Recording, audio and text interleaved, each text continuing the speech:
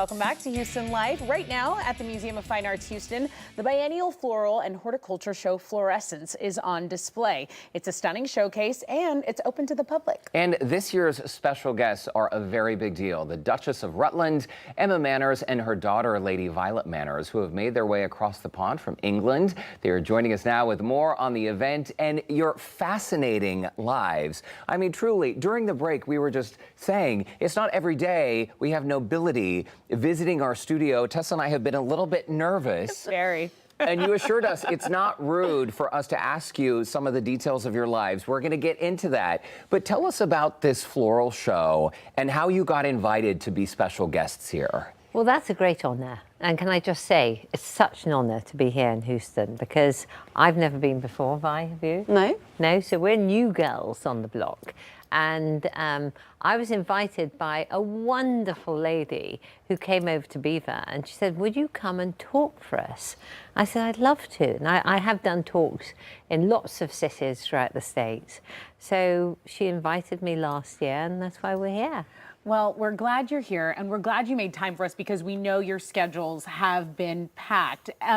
Your Grace, Emma Manners, and Lady Violet, you know, Americans, we kind of have this reputation for being a bit uncouth. And we wanted to ask you, what are the do's and don'ts of this interview? I mean, are there things that we should be taking into consideration?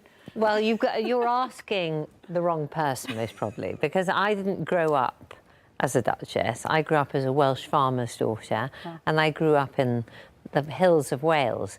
And so I should have, which is what I now have bought the book called Debrets, which tells you how to address people, how you should speak to them. And the worst profile that I made was when I first went to Belvoir some 30 years ago. I wrote to my in-laws who'd invited me for the weekend. And because I'm very dyslexic also, I addressed them, Dear Duck and Duchess. Oh. Terrible. Duck, not you. And then, of course, the other thing is that you never refer to... So if you're talking amongst yourselves in a drawing room in Belvoir or at any stately home in Britain, and people refer to you as Your Grace and they're a friend, that's incorrect. We are friends. So you would refer to me as Duchess. Duchess. But it's a hard word to get your mouth around, isn't it? How's it doing? How you doing, Duchess? How you doing, Duchess? How you doing, Duchess? Lady Violet, I am so fascinated by your family and your lives together. When we're talking about Belvoir, we're talking about Belvoir Castle, your residence, 356 rooms. People are fascinated with this castle. And do you think the reason is because of the TV shows, because of the films? We're seeing your home on the screen right now. I mean, what is that like, Lady Violet, for you to, A, live in the castle and for there to be so much interest, and then talk a little bit about your work that you're helping, essentially, the public connect with places like these? Yeah, well, thank you. No, I mean, growing up in a castle is sort of the most extraordinary, you know, none of us sort of choose where we land. And actually, to land in a family like the one I was lucky enough to has been a pretty sort of surreal and very special and something I don't sort of ever take for granted. But it's been fascinating. You know, I very luckily as children we've been able to watch some of the movies being made at Belvoir over the course of time. So one of my favourites is Queen Victoria and Albert with Emily Blunt and Rupert Friend. I don't know, it was a long time ago. It was made in, I think, 2012. We got to meet them and watch the whole movie being made. And then likewise with The Crown, Belvoir, the reason Belvoir was used for The Crown as a stand-in for Windsor Castle is because the architect of Windsor Castle is the same architect as Belvoir. So the sort of rotund sort of central tower that you see on Windsor Castle is very similar to the one at Belvoir. So the directors decided it was similar enough. And so we've been so lucky to see so many of these movies being made and just also seeing your house through the lens of a director is kind of fascinating. And then I've recently launched this business called Heritage Explore, which was kind of inspired by my childhood, but also inspired by the podcast that I created as the producer with my mum called Duchess. And essentially it's a platform that brings together all of the independent historic houses across the UK. And we act as like, and we act as a kind of a gateway really to these houses that you're seeing on screen now. They're stunning. I mean, amazing. stunning. And they're open for certain days of the year. So my whole thing was it's really, everyone was having to spend so much time on Google Maps figuring out where they to were go. in the country, when they were open, what seasonal events they had happening. And I just thought, hang on a second, we live in the world of marketplaces. I think the marketplace sort of world was born out of America. Can I create a historic house marketplace that we can all go on to and discover and work out when these houses are open, what's happening behind their doors, and when you can get in to visit them yourself? This is a genius idea. I'm surprised someone hadn't done it before. So how does it work? You download an app and you essentially say, hey, Tessa, do you want to go to England? And I say absolutely. Let's explore. And then we can map out our itinerary using Heritage Explorer. Exactly. And essentially, it's not yet an app. So we launched the business, would you believe it, only 11 months ago. So we're 11 months old, but we've had huge momentum. And we've had, a huge amount of people already using the platform and done a lot of press in the UK. But you're kind of right. It's so interesting. So many people said to me in the United Kingdom and over here, why doesn't this already exist? And so it's just been such an exciting opportunity to celebrate independent houses. Lots of people are familiar with public organisations in the UK that look after heritage, like things like the National Trust, which is another kind of public body. But what I'm really passionate about, and mostly because of my upbringing, but also because of the podcast we did, I'm so passionate about the collective of independent houses. And I think there's nothing more majestic than walking around a historic house that's still lived in by a family, and the character that imbues into the house is very felt when you're going around it. So I want to draw people to those houses with our platform. So you can go on exactly as you described, Derrick, and plan your trip, and then hopefully see you over there. Well, I think it's incredible. It's basically an open invitation to the world, which is, when you think of families with this much nobility and tradition, you might think, okay, well, I don't even know if I'm allowed over there, but it's a place where, yes, you can. Everyone is allowed. Okay, Duchess.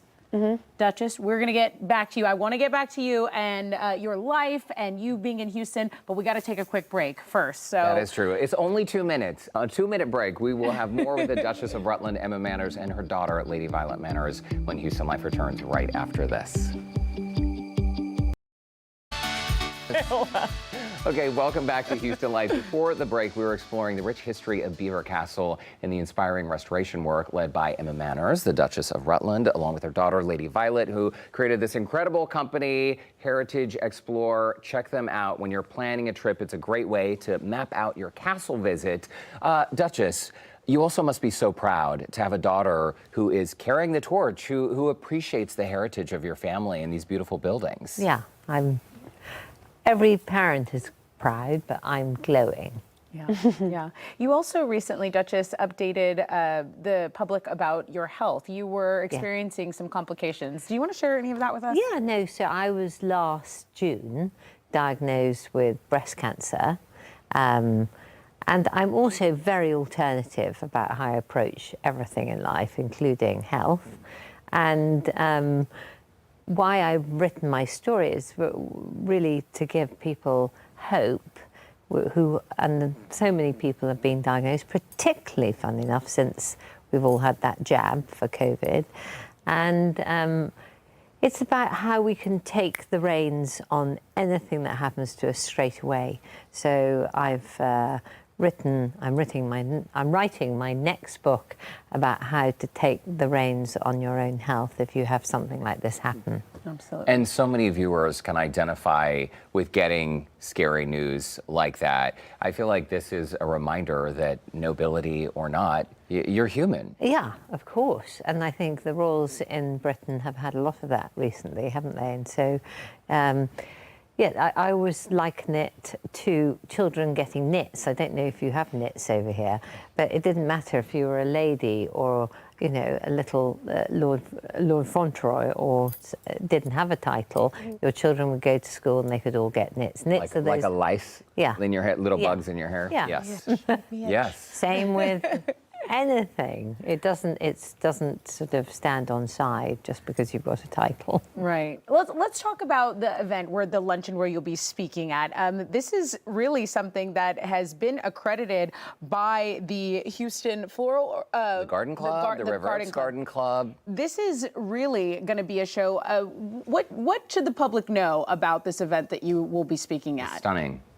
Well, it's a garden show, isn't it? And I'm doing a speech about restoring a lost landscape, which I've done at Belvoir, and also about retaining this heritage in the 21st century and just putting it back. So I've created a foundation for our castle with a non-for-profit status for Americans to be able to really invest their money to support me and my journey of keeping heritage together.